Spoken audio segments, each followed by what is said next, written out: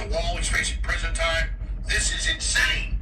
And to all you mindless MAGA supporters, I don't mean all of you, but the ones that just say follow whatever Trump does, whatever crazy idea when he's wrong, and it'll all work out, you're panicking. No, you guys are the ones that are fools and don't know what you're doing, and you've been proven to be completely wrong. Okay, so I'll be covering all today at 11 a.m. Central. The Real All Shows on X, rumble.com/Show Live, and our new news site with all the feeds and audio feeds, video feeds, all there, special reports, articles, AlexJonesLive.com.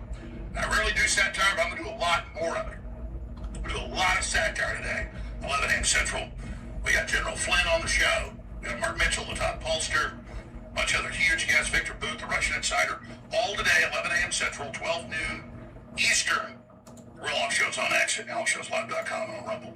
All right, that's the facts, and I'm sure we'll edit this down right now. So let me give you, this is satire, I'll do it again. I'm for total nuclear war and cleansing the earth of the humans. I agree with the left. I'm looking forward to the end of humanity, as the Wall Street Journal said.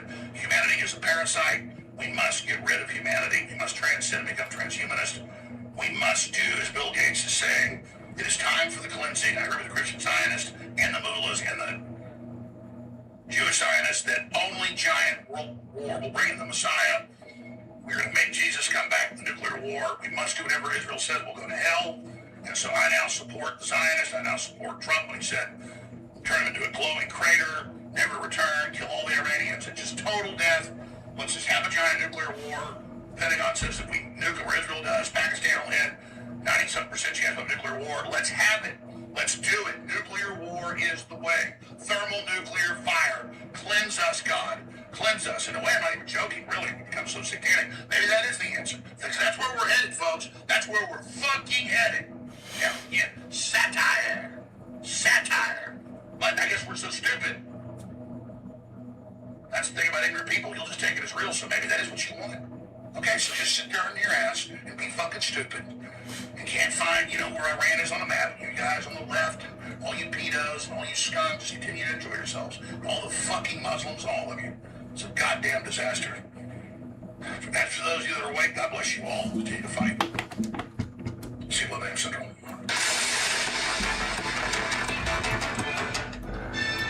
I see you sitting. I never understood the Little Caesars slander. How you guys doing? A regular pepperoni pizza? May I also have some crazy bread?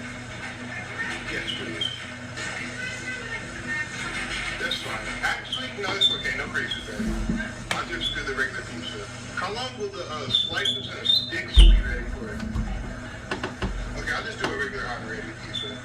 Thank you so much. You too. So here's my Little Caesars pizza. It has about 8 pepperoni slices. I tried to get the most bust looking slice. Wow. I don't understand the slander. If you don't eat your crust, I need you to put your big black hands on it. It says slice number 7, and we're going to eat it with some ranch. Stop the Little Caesars hate 2026. Super blessed. I never understood the Little Caesars slander. How you guys doing? A regular pepperoni pizza? May I also have some crazy bread? Yes, please. That's fine. Actually, no, it's okay. No crazy bread. I'll just do the regular pizza. You know why I pulled you over? You're free to go. You know why I pulled you over?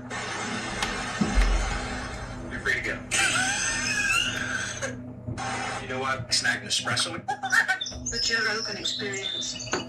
I've heard a lot of things about giants in Afghanistan. And I find that, I talk about a lot of different topics. I talk about a lot of UFO stuff.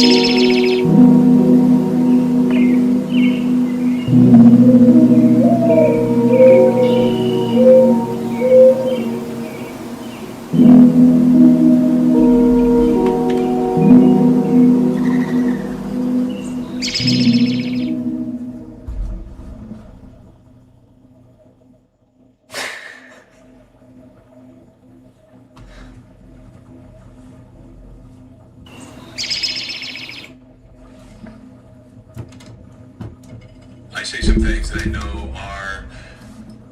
can get me in trouble. Happy birthday, Nothing makes me broken more legend, nervous bro. than talking about giants, specifically the Kandahar giant, and the giants in Kandahar in general. Why?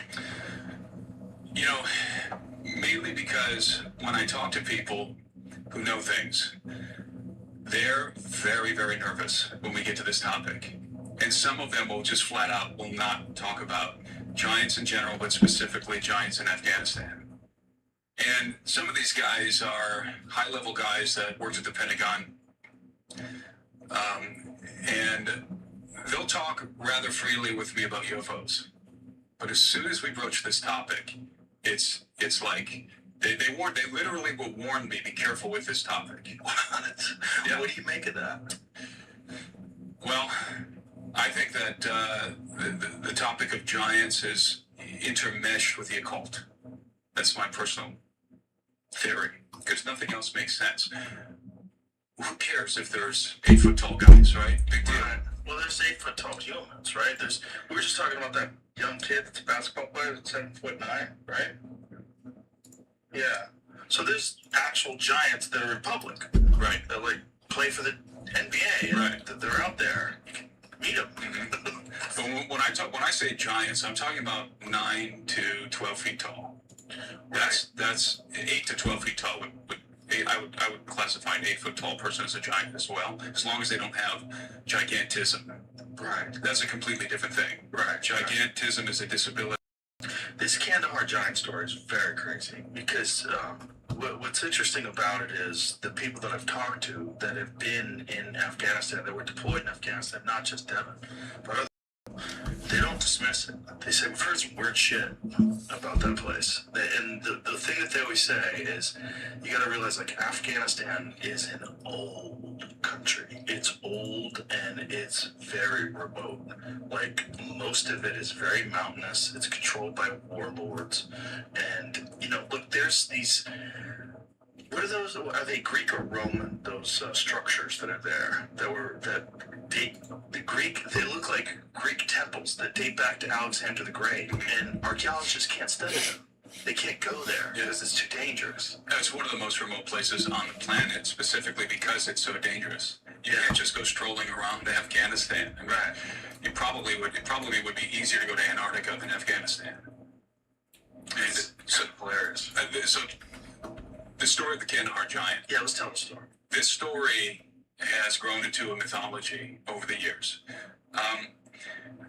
Years ago, I was working with a gentleman named Steve Quayle, and we started a production company called Gen 6 Productions. And we were making documentary films mainly about giants, mainly on the topic of giants.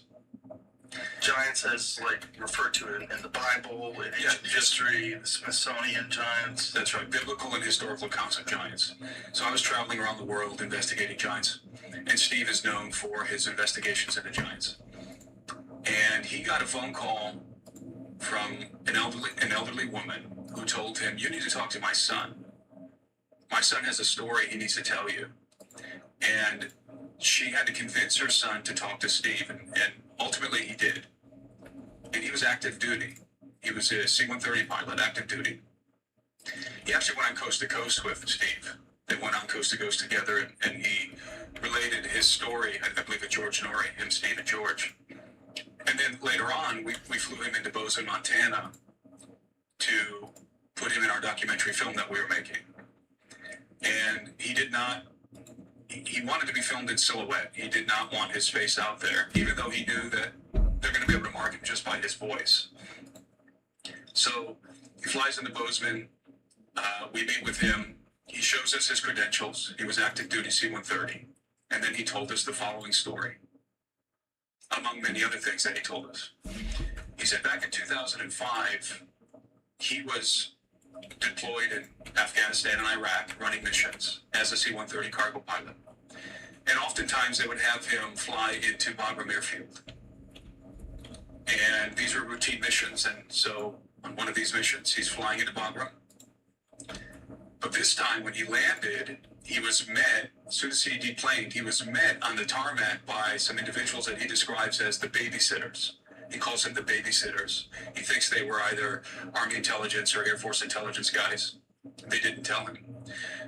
But this was different because when he disembarked, they told him no photos, no mention of this ever. This never happened.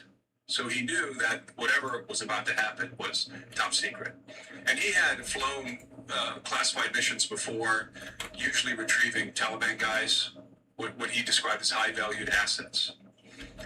But this was different because there were intelligence guys on the tarmac waiting for something. And it turns out what they were waiting for was the cargo that was being delivered on a forklift to the C-130. And the pilot says that the first thing that struck him as this cargo was moving toward him and his crew was the odor. He said it smelled like musk, PO, and death. And it was extremely pungent. And when the cargo arrived, it was on an air cargo pallet, which is 7 by 9. And he could see that there was a person on the pallet in the fetal position. And this individual was so large that his hands and his feet and part of his head were hanging off the pallet.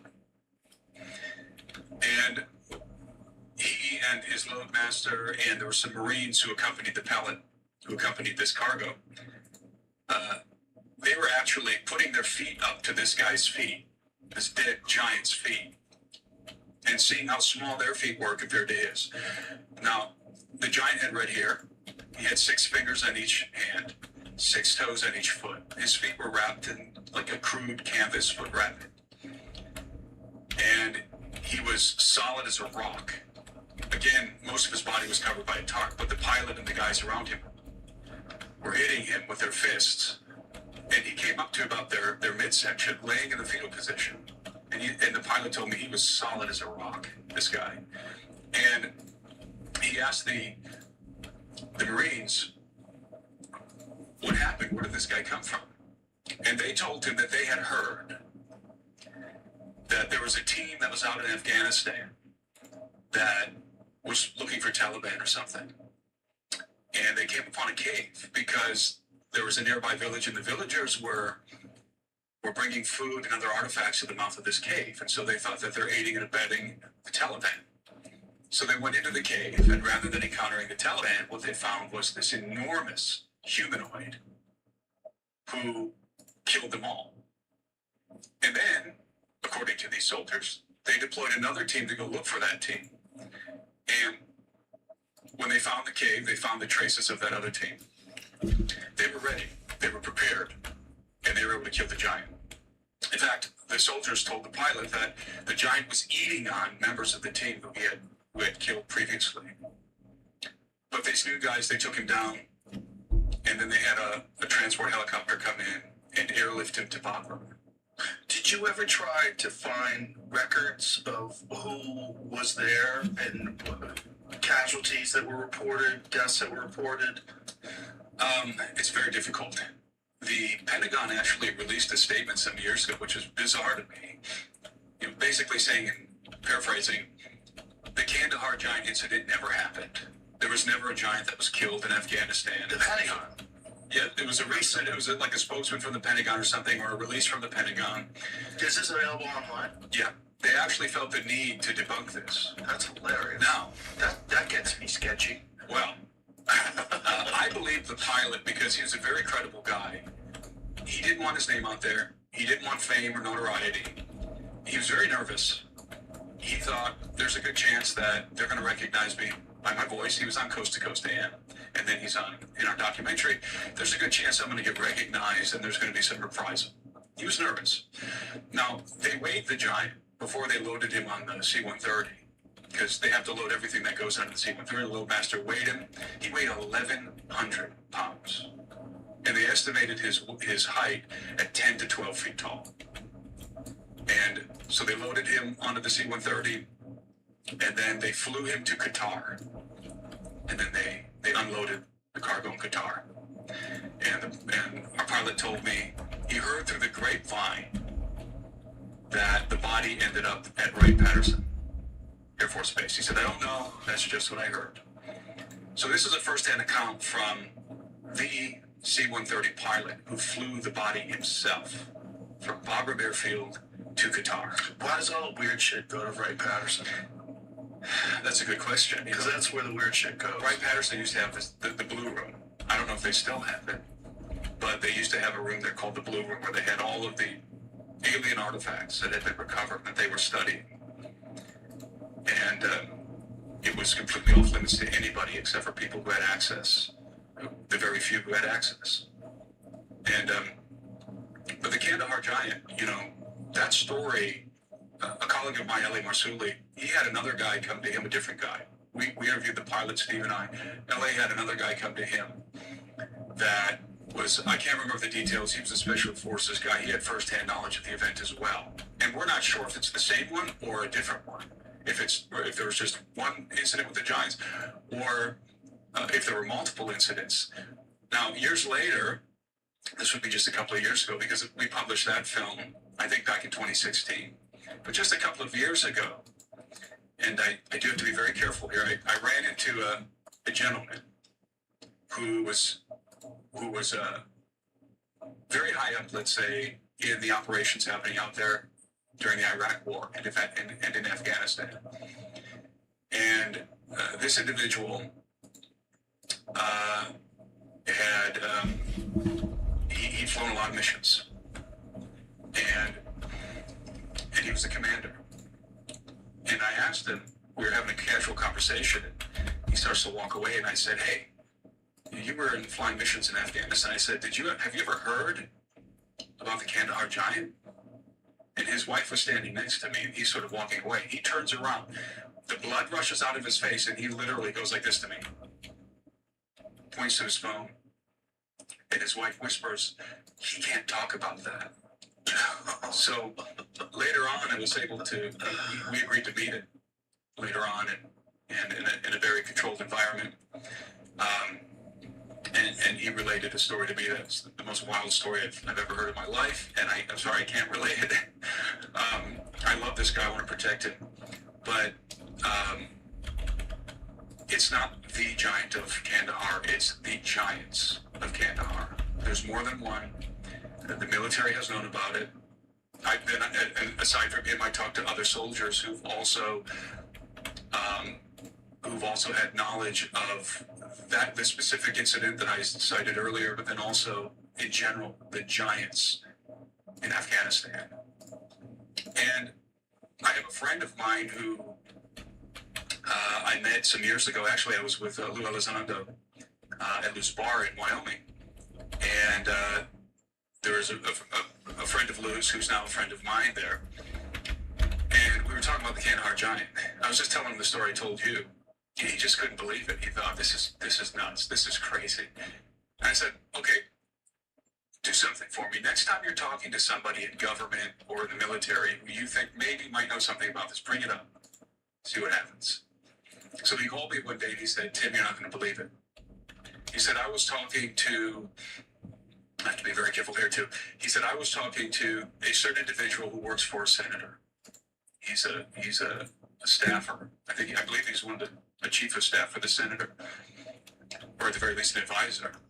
And he's got a military background, special forces. And he said, I was saying, we're really good friends. He said, we're having a casual conversation, as we always do. And just in the midst of this conversation, I said, hey, what do you know about the Kandahar Giant? And he said, his face completely contorted. And they were no longer just being happy and laughing. He became very stern. And he said, what have you gotten yourself into? What are you looking into? He said, you need to be really careful. And he wouldn't tell him anything else. That's the kind of reaction that I get and others get whenever we try and get information on this story.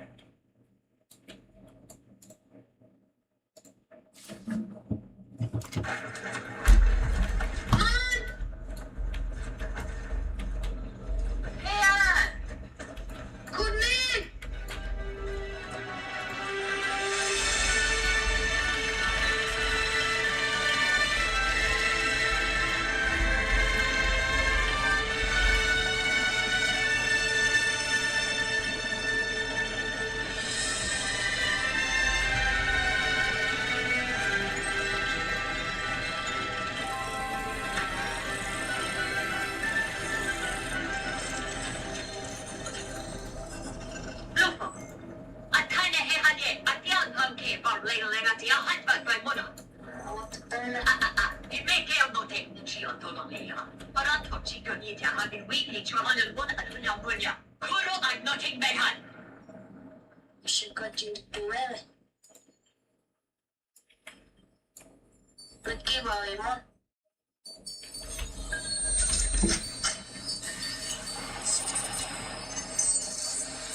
The thought of being a pessimist is something I will literally never understand because in so many ways life already sucks. Think of that one guy you know that just can't seem to catch a break. You notice how every single time they're positive. Oh well, I'll get through it. It is what it is. And hell yeah, dude, it is what it is. I hope you do get through it. These people are tough because pain makes you tougher. And they know that if they are negative, they're just gonna fall apart. So if you're going through life choosing to look at the negative of everything, I just don't know how you're gonna function.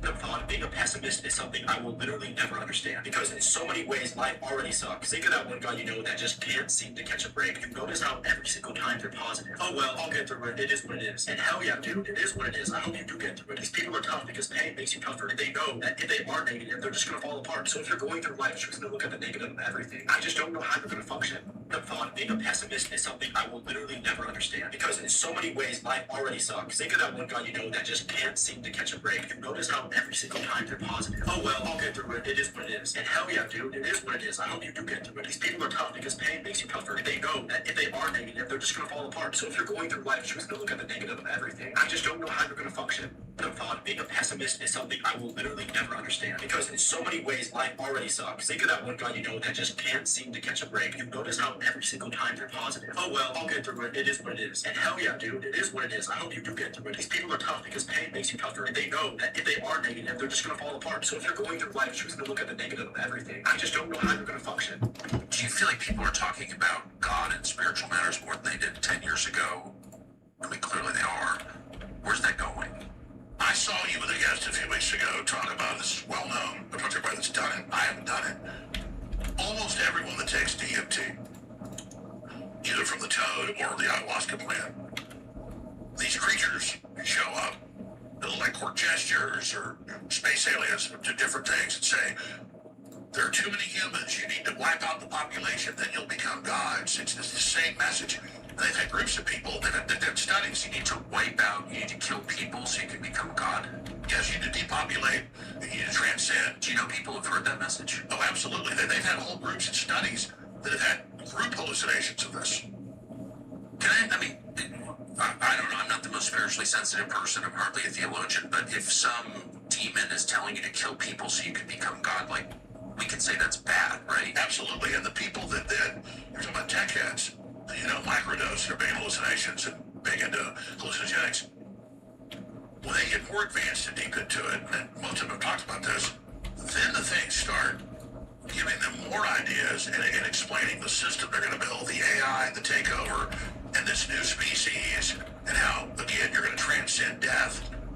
And so we've all got to have a larger question there. So they say the devil's greatest trick was convincing the world he didn't exist. I think that's the second biggest trick. I think convincing the world that good doesn't exist is the devil's biggest trick. Yes. Can you find, I think that, I'm not exactly sure what you're saying, but I know that you're telling the truth right now. Can you? Well, convincing us that there isn't anybody good and that you don't have power and that it's all over and we are the Borg, you will be assimilated. The biggest trick is hopelessness when we're promoting truth and justice and honor, and we can't just dial into demons and fallen angels. We can also dial into God and get that message. But you first have to recognize that good and evil exist. Yes. And once you recognize that we are ethereal beings, that we are just manifesting ourselves in the third dimension, that all these people that are even atheists have these near-death experiences and come back with the same message. I mean, I personally in my life, have had so many times where I'm literally told something and it comes true and it just comes from God. And so I know this is real. We are a lot more complex than just what our eyes and ears and taste and touch pick up. And when you really actually study the globalist, none of them are atheists. They're into the occult. Exactly. And they believe they're interfacing. Even at Skull and Bones, at Yale, they get in these coffins for days. They try to get these spirits to come into them. They try to channel these spirits. You've got the heads of Skull and Bones there in the last few days seeing who's able to interface with this. These are real rituals that are part of activating parts of the mind so that people can see past the veil. And again, they've now been able with robots and computers and wires in the brain, as Elon's talked about decades ago, and this is already done. Your eyes narrow the light spectrum because there's so much going on that if you saw infrared and everything else would be too confusing. But now with hallucinogens and other things, they've been able to prove that people can actually see past the veil into basically other dimensions. And so that's really what this is. We have to admit to ourselves that what we see and taste and touch and everything is a very small piece of actually what's going on. And that's that wider world. And people have to, once they understand that there is this wider battle going on, then you realize, oh my God, God's real. I better choose God or I better choose the devil.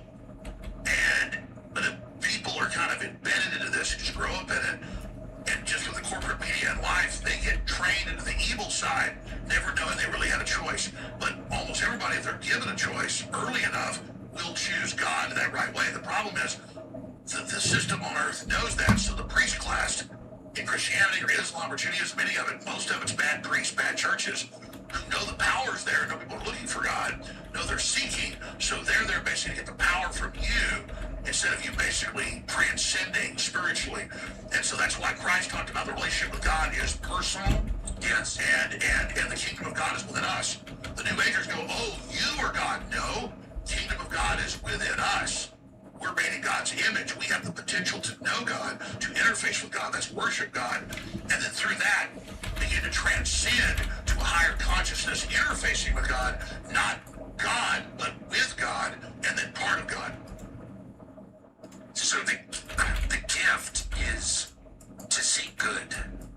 Like in that, I do think that's the trick. Because no one needs a tutorial on evil. It's all around us. It's super obvious and no longer disguises itself. Abortion for the sake of abortion. What is that? It's human sacrifice. It's just Canaanite. And DNC doing abortions inside of completely for the sake of abortion, not to improve the life of the girl or she's a 14-year-old rape victim. It's just like, no, abortion is inherently good because it's killing a person. That is all out in the open now. Nobody is confused about its existence. What you don't get a lot of is the recognition that good is a more than equal, larger and opposing force, God.